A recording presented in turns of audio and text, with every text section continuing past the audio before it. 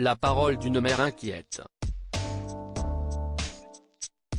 Ce jeudi 11 mai, Julia Foyce était sur le plateau de C'est à vous pour revenir sur son appel à l'aide, diffusé sur les réseaux sociaux il y a quelques jours. Imaginez.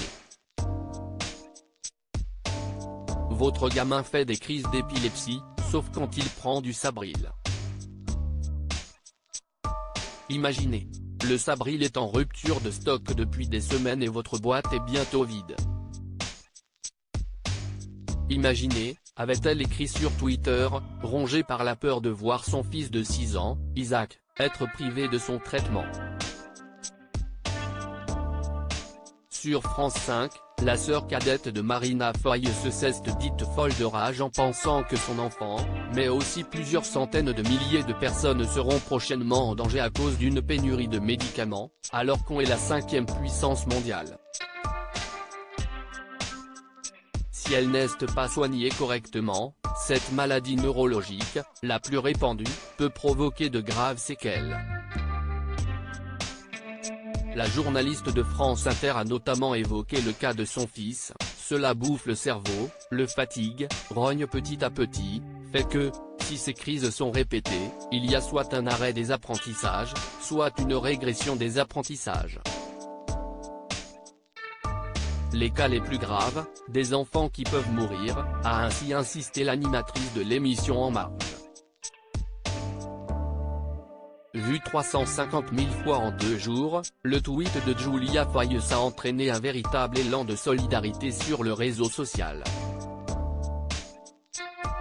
De nombreux internautes sont allés voir dans les pharmacies près de chez eux si du Sabril était en stock.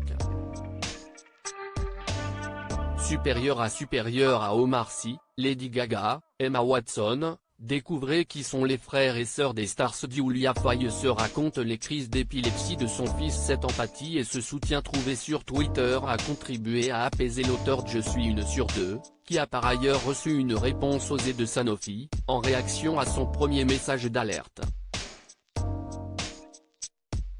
Au moment où je tweete, je suis une mère qui voit le stock fondre à vue d'œil et qui n'a pas du tout envie que son gamin fasse des crises, pointe-t-elle avec son franc-parler habituel. Avant de saluer, on tape beaucoup sur les réseaux sociaux mais on oublie beaucoup la solidarité dont ils sont capables.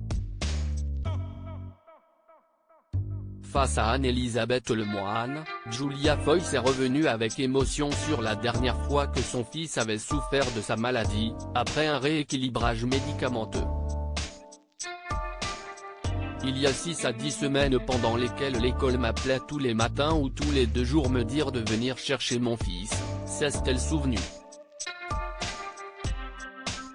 Vous ne prenez plus de rendez-vous le matin parce que vous savez que si est le matin que ça arrive et vous retrouvez votre gamin étendu au sol. A rapporté l'écrivaine de Point G comme Julia, racontant au passage l'effet de ces crises violentes sur Isaac.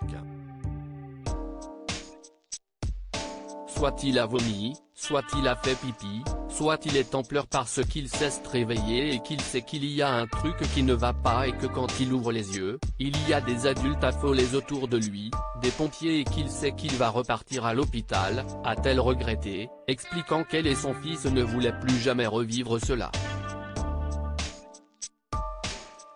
Le laboratoire Sanofi a fait savoir que la production du Sabril reprendrait le 15 juin, ce qui veut dire qu'il ne sera pas en pharmacie avant la fin juillet au mieux, selon la journaliste. Si on compte en boîtes, ça fait 5 boîtes. J'en ai 3 à la maison. Crédit photo, capture d'écran. C'est à vous France 5.